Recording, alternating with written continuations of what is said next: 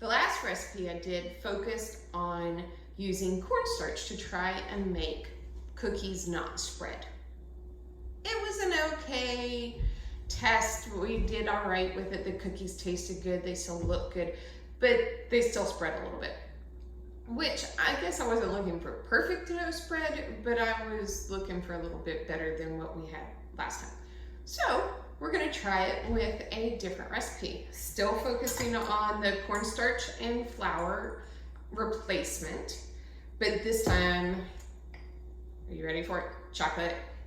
I am back to school. It's my first day back after winter break, and it's always fun to give yourself a treat after you've had a day like that. The kids were great. It was a lot of fun, but chocolate sounded good to me tonight. So it's still a sugar cookie recipe. This time it has chocolate, still got the cornstarch, so we're gonna see how it does as far as expanding. I'm gonna use the exact same testing method as before, showing you the cookie cutter compared to the actual size of the baked cookie, and we'll see how it turns out. Just like any sugar cookie recipe, we're still starting with creaming together your butter and sugar. This time it's just gonna be 1 stick of butter, and I choose usually to go with salted butter. Most people, a lot of recipes will tell you to use unsalted butter and then you control the amount of salt in it. My mom always used salted butter when I was growing up, so I guess I'm pretty much just used to it. I've got butter in the mixer. We're gonna cream that together with the sugar. Now this butter, part of this no spread recipe is that this butter is cold. It is not room temperature. Saves you a lot of time. If you're like me, you've got those kids that are looking at you and say, where are the cookies? Mommy, I want to decorate cookies. So it helps you out. And I'm just inhaling sugar right now because I poured that in and kind of walked up. Be careful about that. When you cream your butter and sugar, make sure you really let it go for a while. It's not something that should only take a couple seconds. You'll see that the butter will get to be a lighter color, and you'll almost see it get a little bit fluffy when you're doing this. So here's that creamed butter. This is just the butter and sugar, so you can see how nice and light that's gotten. Now I'm gonna add in my egg. It's just 1 egg. The egg you do want to be cold as well. You're keeping everything cold by putting it in chili. That way you don't have to refrigerate your dough for as long, so it saves you that step. The other thing you want to do is make sure you're scraping down your bowl nice and often. And in a minute, we're gonna also make another change that you don't really see a lot.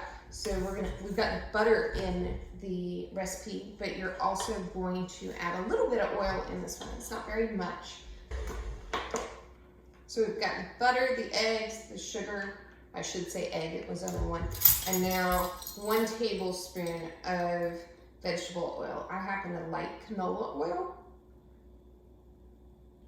All right, so we got 1 tablespoon of that.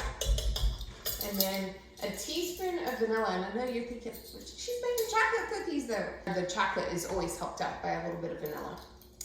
Other times you'll see people add in, they'll add in coffee to help bring out the chocolate flavor, but I like to add in vanilla. All right, so I'm gonna let that mix up and then add in my dry ingredients. Another quick scrape down.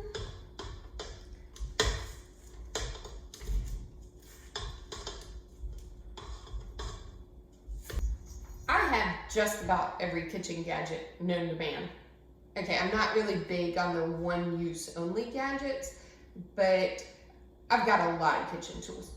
The one thing really weird that I don't have is a sifter. And for baked goods, you would think you gotta have a sifter, but this is my sifter. I really like just mixing everything together, gets everything broken up really nicely, and then you go on. So I've got my dry ingredients here of flour and cornstarch, and then remember we're making chocolate cookies, yum. So now I use Dutch processed cocoa. So the Dutch processed cocoa actually has been introduced to an alkali, so a base, and it makes it lighter. You can see that cocoa. Well, now you can't because the flour fell all over it, but you could have. So it makes it lighter color, but it also makes it a little bit sweeter. I'm not a fan of really dark chocolate. So this Dutch processed chocolate is really yummy for baking with. And then, so I've got my cornstarch and my salt. And yes, there is salt in it. Remember I said earlier that really you're supposed to make the recipe with unsalted butter, but I use salted butter. So this is a little extra salt here. So if you want to be careful with your salt, just don't use the salted butter and use the little bit that's in the recipe. So here's my mixture. And you can see, I'll give it a whisk here. The whisk really just mixes everything together and gets all those clumps broken up for you. And then all nicely mixed. So now I'm just gonna add this into my dough, give it a blend, and then we'll check out what the dough looks like afterwards. I'm gonna let that work in, and then I'll add in the other half. Oh, it smells so good in here. I'm not even a real chocolate lover, but oh, this chocolate cookie smells so good.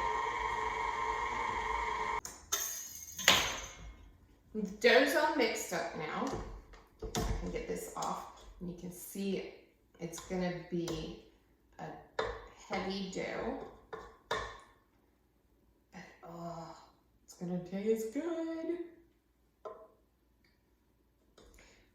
When I was younger, and I was making chocolate cookies with cocoa powder the first time, and I know some of you know where I'm going with this, but oh, I just wanted to taste the chocolate, and I didn't, like, you would think I just put my finger in it. No, I went for a whole spoon. A spoonful of cocoa powder in the mouth is gross. If you haven't tried it, just believe me, don't go try it yourself. If you want to see how bad it is and you don't know already, just stick a finger in. Believe me. Right, but when you mix it in to things, but when you mix that powder into things, yummy. I gotta try some. Oh, I can't wait for cookies.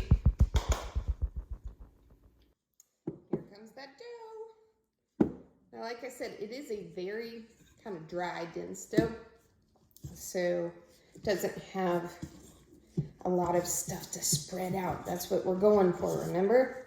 So here is the dough, and you will have to work it together a little bit with your hands. So be prepared to get messy, but hey, you can always lick them later. That's the best part of cooking, right? At least to me it is. All right, so work that dough together just a little bit. Make sure you flour, of course, make sure you flour everything. And then pick up any little crummies that fall off and get ready to roll.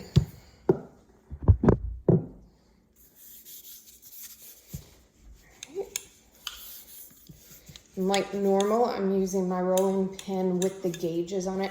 I like to make my cookies an 1/8 of an inch to 1/4 of an inch. I'm using the 1/4 inch today just because that's what I used the other day as well. I wanted to give these a fair comparison. Oh no, chocolate on the rolling pin. But make sure you flour. Okay, back to rolling. And now I don't have to do that test. My mom was always doing that test. She would feel along and see, do the cookies all feel like the same height? I don't have to mess around with that. Now I know. So, got a little gadget. All right, and we've got a little bit more dough to roll out over here. And then we're gonna bring in some fun new cookie cutters to see how we do with this yummy chocolate dough.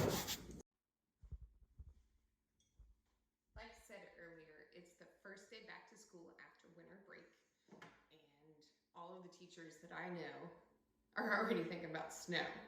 And considering that I don't want to eat all of the cookies that I'm making, okay, so let's be true.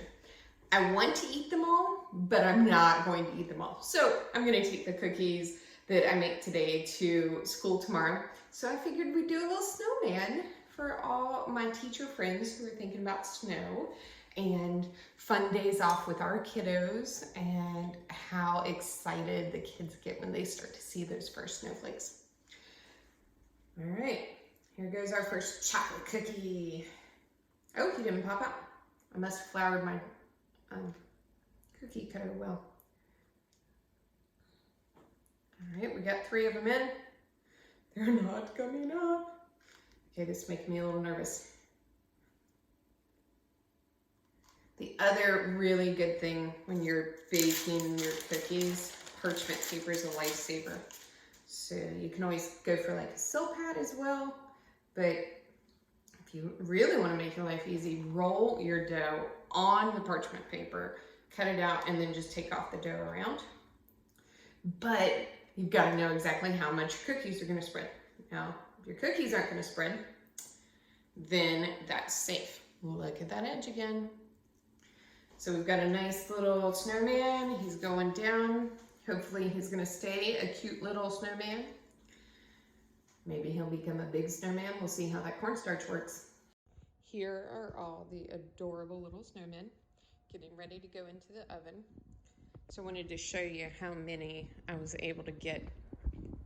Now these guys are probably about 3 inches by 1.5 inches. They're not giant cookies, but we got a good amount from the recipe that we made. I will put these into the oven and then we will bake them off and compare them against that little cookie cutter. All right. Woo! Y'all got steamed up there. All right, so here are the cookies in the oven. And one problem with chocolate cookies is obviously that it's really hard to tell, are they totally done? So if you give a little push and it doesn't spring back up, you should be good. So look at those guys.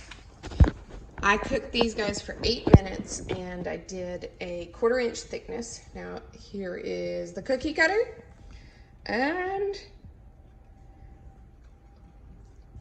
wow, that cookie almost fits right back in that cookie cutter. Now the one thing that I was seeing on the blog that I got this cookie recipe from, and I'll put a link to 6 cakes. When you look at the comments in a recipe, somebody was asking about the use of the salted butter versus the unsalted. And you know, I said that I like to use salted butter. Well, she was actually saying that she has tested unsalted butter versus salted butter and finds that the higher water content in the she says that the higher water content in the salted butter tends to lead to spreading. So I bet if you're not like me and you like the salted butter and you wanted like absolutely no increase in your cookies, and I mean really you can't beat that as far as spread on a cookie, then go and try the recipe that is without the salted butter.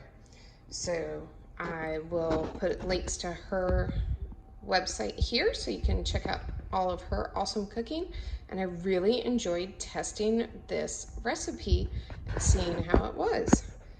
On to decorating.